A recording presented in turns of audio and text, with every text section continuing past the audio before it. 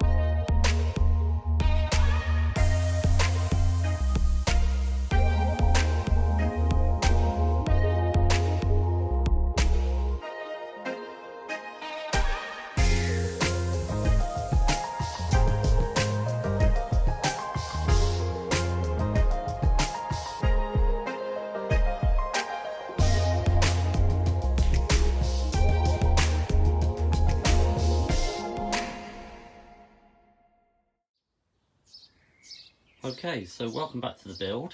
As you can see, I've already made a start on the benches.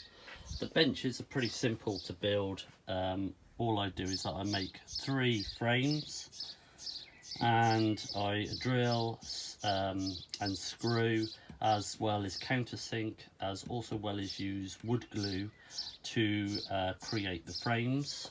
You have 3 frames across the bench, and then a support bar at the back. Don't worry too much about the support at the back, because you have these which go across the bottom and which are also drilled and screwed and countersunk, and I've done them in all 4 corners. You may be asking why I've done that. Well, I'll come back to that in a moment. But first of all, this is what you're going to do, is that you're going to create the frames within the van to start with benches, and I've done the other one over here as well. And you can also see a sneak preview of why we create these brackets at the bottom. And the reason why we do that is because your final frame that you're going to build actually sits inside the actual bench itself. And then what you're going to do is that you're then going to use bed slats, which you're going to cut down.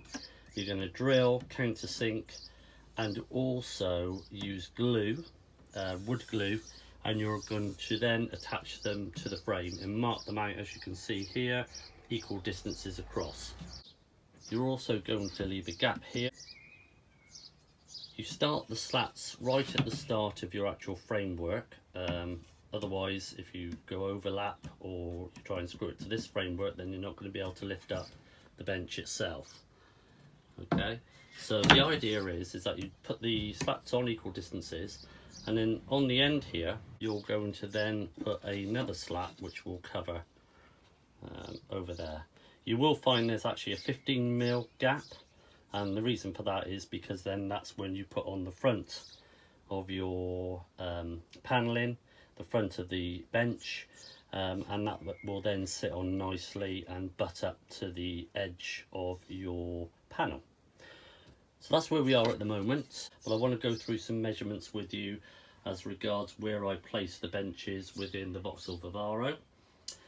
You'll notice here I've put some masking tape, and then what I've done is from the wheel arch to the wheel arch over here, you're going to measure and get the center line, and you're going to do that in the 3 points of your wheel arch.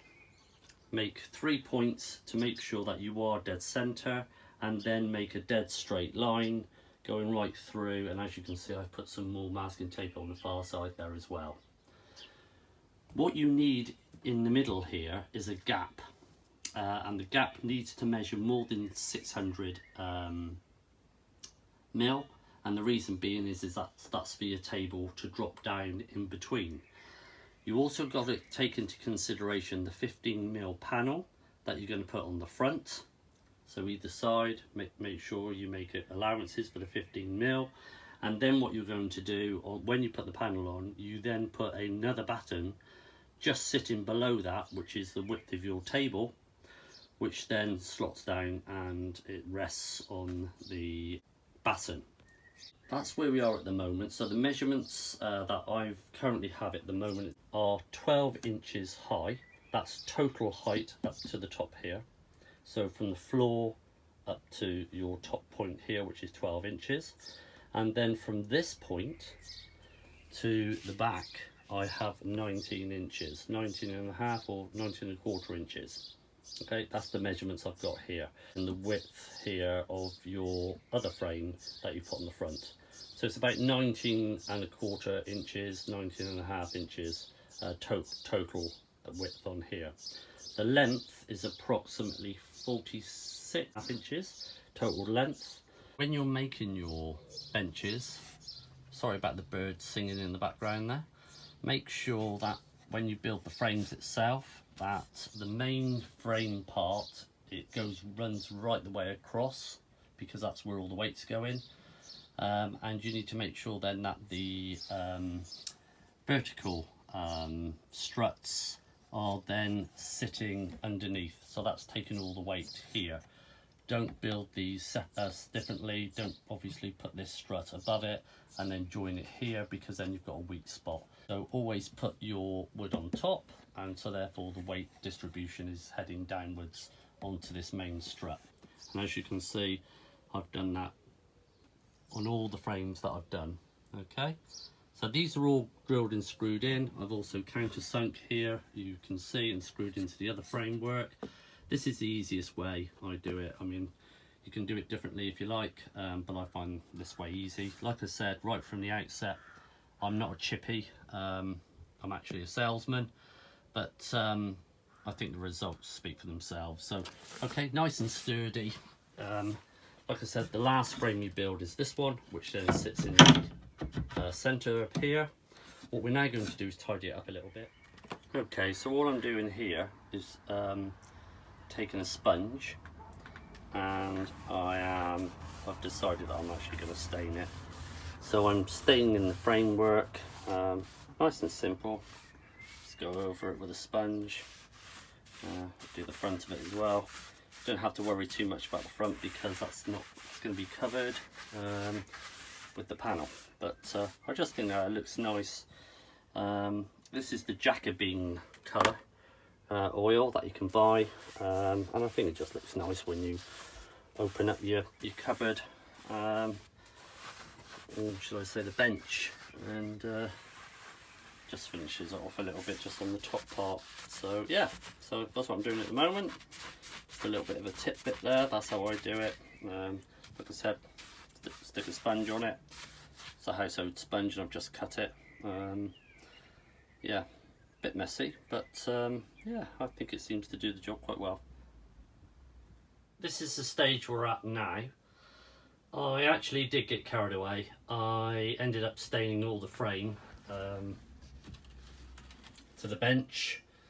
As you can see, I've stained it all. I've only stained it on the inside, and the parts that you're actually going to see. The bed slats have been cut and they now fit. Just put that in, very difficult to do it with one hand. So the bed slats, I've countersunk all the screws, so they're nice and flush. So when you then put your foam on, it will be all good. These are the panels that I make for the side. Let me just show you this. It's basically a picture frame and a bit of ply, and then you just frame it around. The way that you actually attach the framework is just with some glue, and then what I do is that I brad nail it onto the back. So that's it all rough, it's not been roughed down or anything. That will fit along here, like so. I've got the front one to do. Sadly, they've run out of materials at the merchants on certain parts of wood and everything, which I can't believe. it seems to be an ongoing issue at the moment, where there seem to be very lack of stock everywhere. You know, they can call it Brexit, whatever, but maybe they should pay their bills or something. So the way this works, this is just pulls off, as you can see. Get access to the inside. It's nice and simple. You can actually take it off if you want as well. So it's a framework within, and it sits down on those brackets that I showed you earlier. So that's all nice and tidied. What I need to do now is obviously do the picture frame at the front. I've already cut the ply board. I just need to get the battens, if you like, to create the picture frame. But that's what I'm struggling getting hold of. They've ran out of the size, and I don't want to use a different size because I want everything to look the same. So what will happen then, once I've done the picture frame on that, I will then take it inside, or depending on what the weather's like, rub down all the wood of these panels here, and then I will undercoat them, and then I will paint them, and I'll paint them gloss white. But I'll leave the inside of the panel, and I'll show you the reason why. The infill here, I actually infilled them with something else, which I'll show you at a later build. So that's where we are at the moment. So yeah, this is where this is obviously the other bench, and let's see how we get on next week. But you know, it's pretty tough at the moment. Work is quite demanding. There's not enough hours in the day, so I am trying to do as much as I can and sharing it with you guys as well at the same time. Have a good one. See you soon.